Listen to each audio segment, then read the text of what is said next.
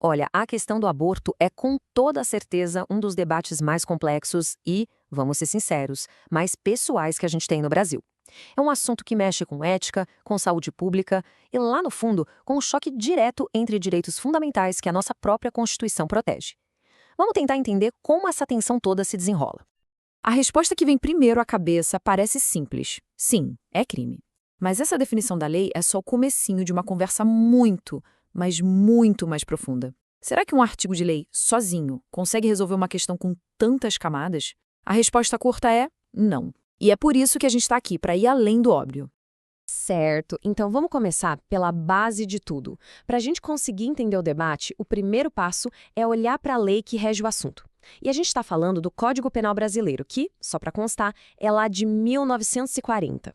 A lei coloca uma regra geral bem clara: provocar aborto é crime. Ponto. Só que a própria lei já prevê algumas exceções. A punição não acontece se for a única forma de salvar a vida da gestante.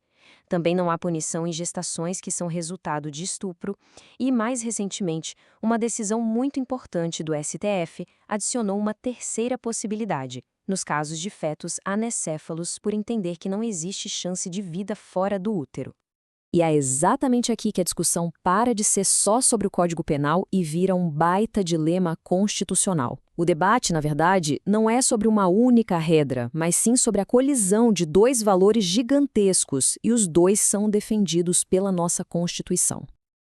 Agora, a beleza desse slide é que ele mostra o coração do conflito. De um lado, você tem o direito à vida. A Constituição diz que é inviolável e a lei civil ainda estende essa proteção para o nascituro, ou seja, para quem ainda não nasceu. Do outro lado, um dos pilares da nossa República, a dignidade da pessoa humana. Esse princípio garante à gestante autonomia sobre o seu corpo, sua saúde e o seu projeto de vida. Essa frase, que vem de análises jurídicas sobre o tema, é um ponto-chave. No direito constitucional, é muito raro um princípio simplesmente apagar o outro. O grande desafio da justiça é justamente encontrar um equilíbrio quando esses direitos entram em rota de colisão. E bem no centro desse debate todo, a gente encontra uma pergunta fundamental e que não tem uma resposta única. Quando, exatamente, a vida começa a ser protegida pela lei? A resposta que se escolhe para essa pergunta muda completamente o peso de todos os argumentos. E aqui a gente vê bem essa complexidade. Para alguns, a vida com direitos plenos começa na fecundação. Para outros, na nidação, que é quando a gravidez de fato começa.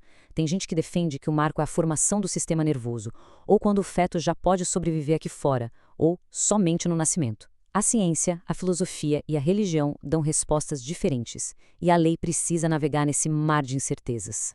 Bom, agora vamos dar uma pausa na teoria, na filosofia e vamos olhar para a realidade, para o dia a dia.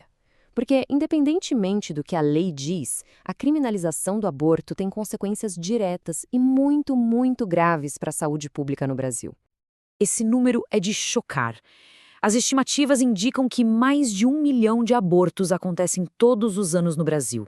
E como são ilegais, a imensa maioria acontece na clandestinidade, em condições de altíssimo risco.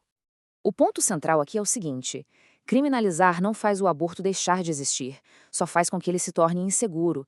Isso transforma um procedimento que poderia ser de saúde num problema grave de segurança, que leva a mortes que poderiam ser evitadas, que sobrecarrega o SUS e que penaliza de forma brutal as mulheres mais vulneráveis da nossa sociedade. Então, como é que o sistema jurídico lida com um conflito tão pesado entre direitos constitucionais e uma realidade de saúde pública tão alarmante? Pois é, existe uma ferramenta jurídica pensada exatamente para isso. O nome dessa ferramenta é ponderação de direitos. É um método que os juízes usam quando duas normas da Constituição, tipo o direito à vida e à dignidade humana, se chocam num caso real. Em vez de dizer que um direito é o campeão absoluto, o objetivo é encontrar um equilíbrio. E como isso funciona na prática? Bom, basicamente segue 3 passos. Primeiro, se identifica quais são os direitos que estão em conflito. Segundo, se analisa o caso concreto, com todas as suas particularidades. E, por fim, se atribui um peso a cada direito naquela situação para chegar a uma solução. A decisão do STF sobre anencefalia é um exemplo perfeito. O tribunal ponderou a chance de vida quase nula do feto contra o sofrimento físico e psicológico gigantesco imposto à gestante. E a gente termina com a pergunta que, na verdade, continua no centro de todo esse debate. A questão não é uma escolha simples entre vida e não vida. É um desafio muito mais complexo sobre como a gente, como sociedade, consegue equilibrar o valor de uma vida em potencial com a dignidade e a saúde de quem já está aqui, vivo. Uma pergunta que, sem dúvida, vai continuar desafiando a sociedade e o direito no Brasil por muito tempo.